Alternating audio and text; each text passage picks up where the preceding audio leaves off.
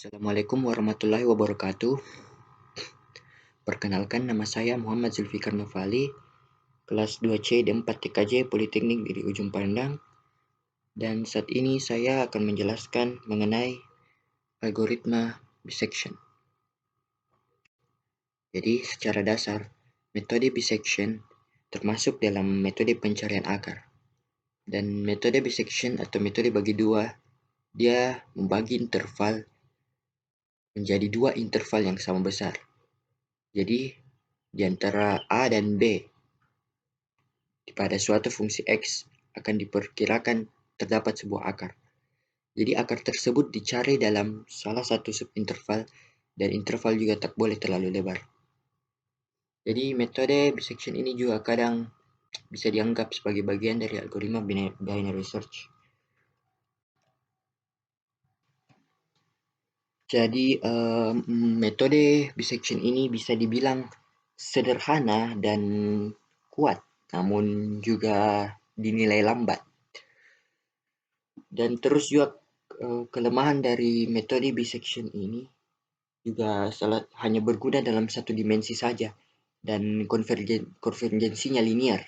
Dan konvergensi linear itu adalah tingkat konvergensi paling lambat untuk sebuah algoritma. Jadi algoritma bisection ini biasanya hanya digunakan untuk mendapatkan perhitungan kasar untuk solusi yang kemudian akan digunakan untuk metode lainnya. Jika ingin digambarkan secara sederhana, misalnya kita bisa melihat seperti ini.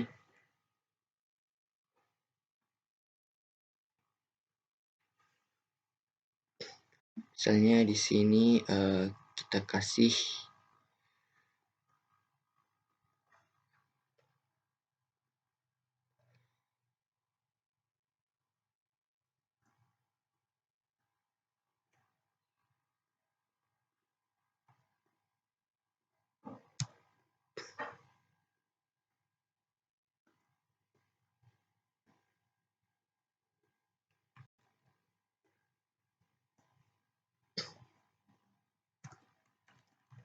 jadi secara sederhananya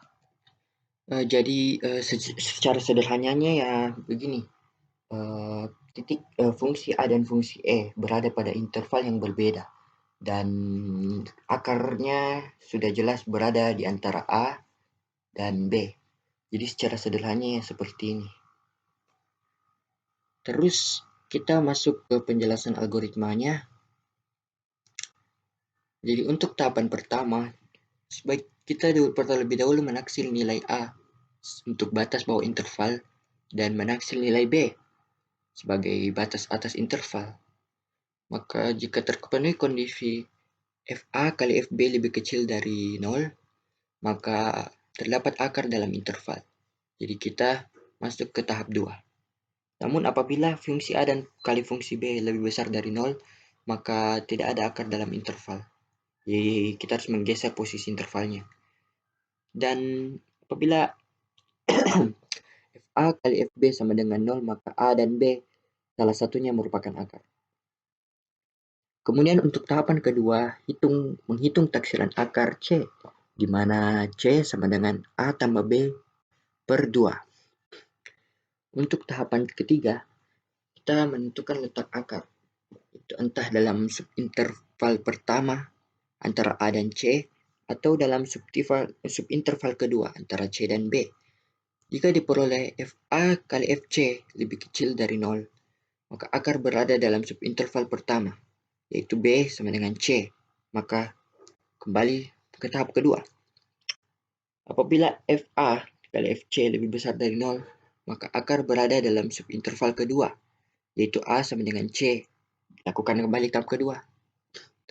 Namun apabila FA kali FC sama dengan 0, maka didapatkan akarnya, yaitu C. Lebar selang adalah B kurang C. Jika B kurang C lebih kecil sama dengan epsilon, maka hitungan selesai dan didapatkan akar sama dengan C. Jadi seperti yang saya katakan tadi, apabila hasil dari FA kali FC selain dari sama dengan 0, maka kita harus kembali ke tahapan kedua, yaitu mencari lagi hingga hasilnya bisa sama dengan 0. Baik, jika kita ingin menjelaskannya secara flowchart juga bisa. Jadi seperti ini. Tunggu.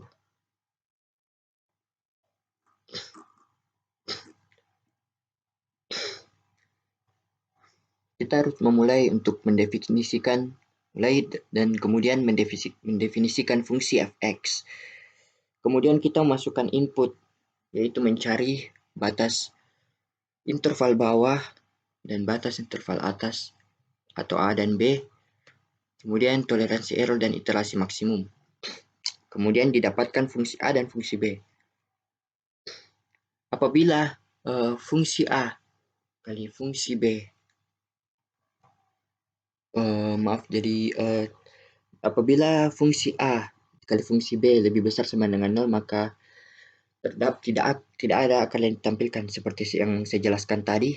Jadi, namun apabila terdapat akar, kita masuk ke kondisi 1 atau akar belum ketemu dan iterasi 0. Jadi jika akarnya belum ketemu, maka saya ulangi. Jika kondisi 1 artinya akar belum ketemu. Apabila pernyataan ini false, yang berarti akarnya sudah ketemu, maka kita bisa menampilkan hasil dari akar C dan fungsi C. Kemudian hitungan berakhir. Namun apabila pernyataan ini benar, true, yaitu akarnya belum ketemu, maka kita bisa menghitung akar C, yang itu tadi sama dengan A tambah B per 2. Kemudian kita mendapatkan fungsi C.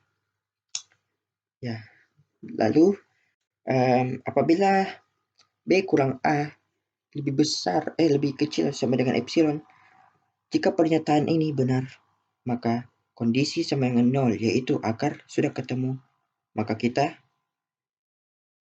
menaik ke atas dan kita bisa menampilkan akar C dan fungsi C. Kemudian hitungan juga berakhir.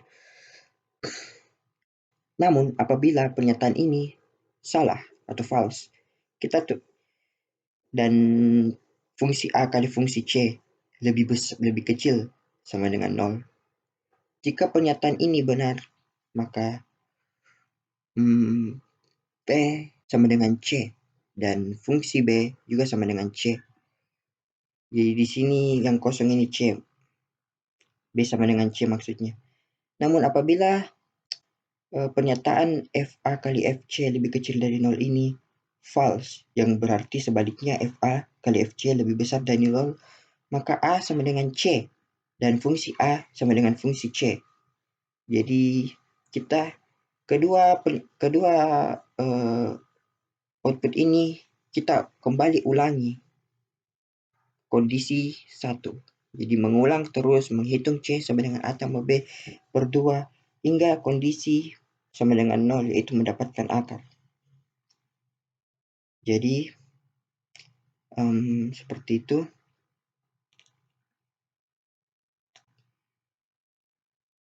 Jadi sekian, inilah yang bisa saya sampaikan. Lebih dan kurangnya mohon dimaafkan.